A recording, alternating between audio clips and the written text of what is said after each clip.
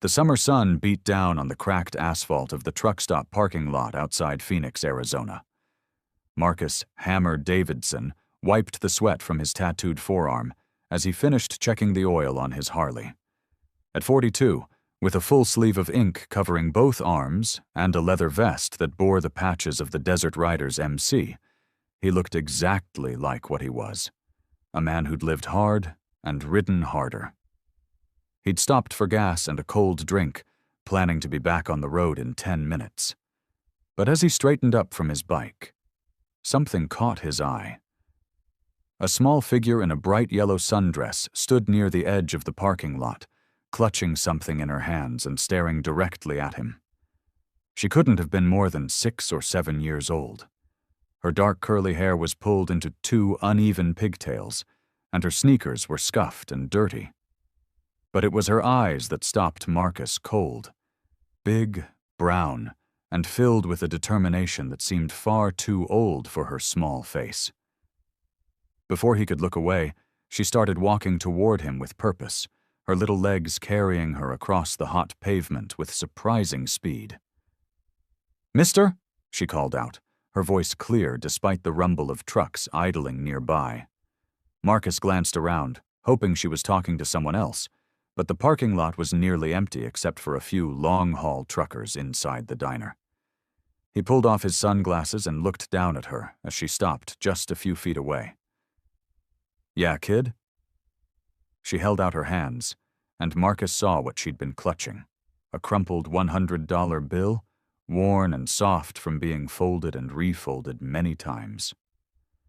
"If I pay you," she said, her voice trembling slightly but her gaze steady, "can you be my dad?" Marcus felt like he'd been punched in the gut. In 20 years of riding with the Desert Riders, through bar fights and bad decisions, through loss and redemption, nothing had prepared him for this moment. He crouched down slowly, bringing himself to her eye level. "What's your name, sweetheart?" "Lily." She pushed the $100 bill closer to him. "I saved this. It's real money. My mama's boyfriend says it's enough to buy lots of things. Is it enough to buy a dad?" Marcus's jaw tightened. Years ago, he'd been a father. His daughter Emma would have been about this age now, before the accident that took her and his wife from him. That grief had sent him spiraling into a darkness that the motorcycle club had eventually pulled him out of. Looking at this little girl now felt like staring into a ghost. "Lily, where's your mama?" The child's eyes darted towards the diner, then back to him. "Inside, with Kenny. He's mean." She said it matter-of-factly, as if she were describing the weather. "What do you mean, mean?" Lily's small hand went to her upper arm, rubbing it through the fabric of her dress. "He hurts Mama when he gets mad, and sometimes he gets mad at me too. Last night, he said I was a worthless burden and that Mama should have got rid of me when she had the chance." Her lip quivered, but she didn't cry. "I heard you tell the gas man that you were going to California. Can I come? I'll be really good. I can clean and I'm very quiet." Marcus felt a rage building in his chest that he hadn't experienced in years. He'd spent the last decade working to control that anger, to channel it into something productive through the club's veteran outreach programs. But right now, he wanted to walk into that diner and introduce Kenny to the business end of his fist. Instead, he kept his voice gentle. "Lily, honey, I can't just take you to California, but I'm not going to leave you here either. Tell me what's going on. Take your time. If you believe in the power of observation, in trusting your instincts, and in the courage it takes to speak up when something feels wrong, then pause for a moment.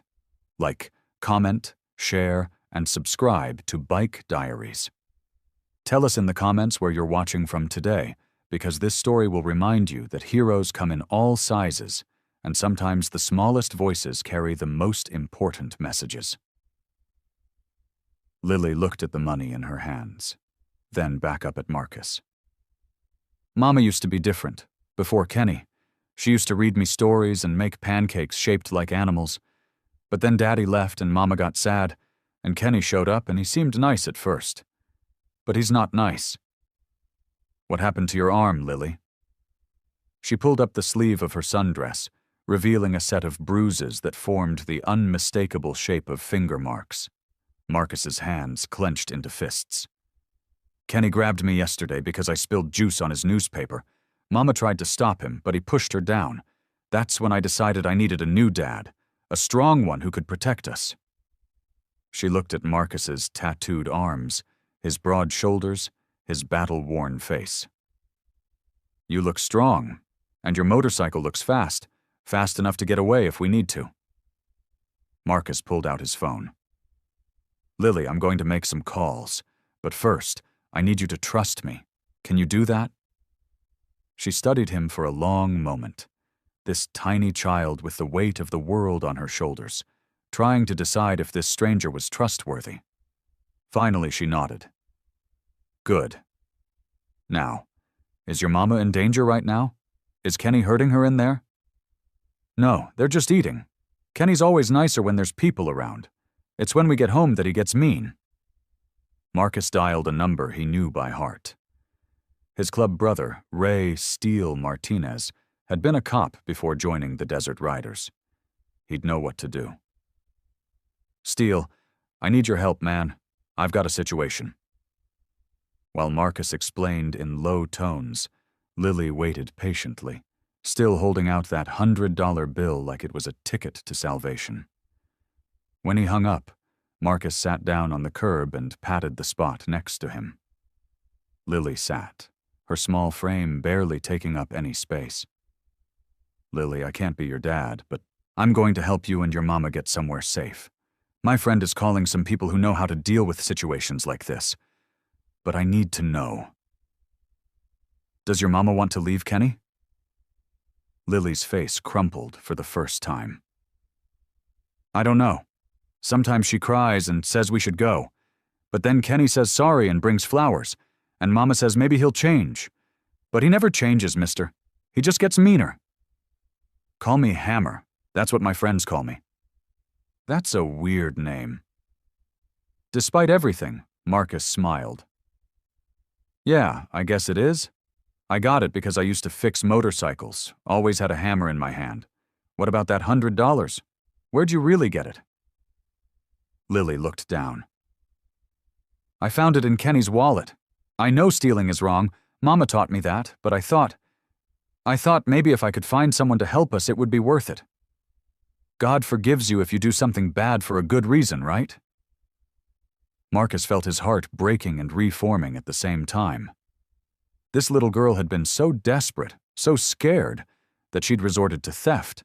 And not even for herself, but to try to save her mother. I think God's gonna let this one slide, kiddo. Tell you what, you keep that money. When you and your mama get somewhere safe, you're gonna need it. But then how do I pay you? Marcus stood up and held out his hand. You don't. Some things you don't do for money. Come on, let's go find your mama. Lily slipped her small hand into his calloused one, and they walked toward the diner. Inside, the air conditioning was a welcome relief from the desert heat. Marcus spotted them immediately, a thin woman with dark circles under her eyes, hair pulled back in a messy ponytail, sitting across from a man in his 30s with slicked back hair and a too-tight polo shirt. Kenny. The woman looked up as they entered, and her face went pale. Lily, I told you to stay at the table. Kenny's eyes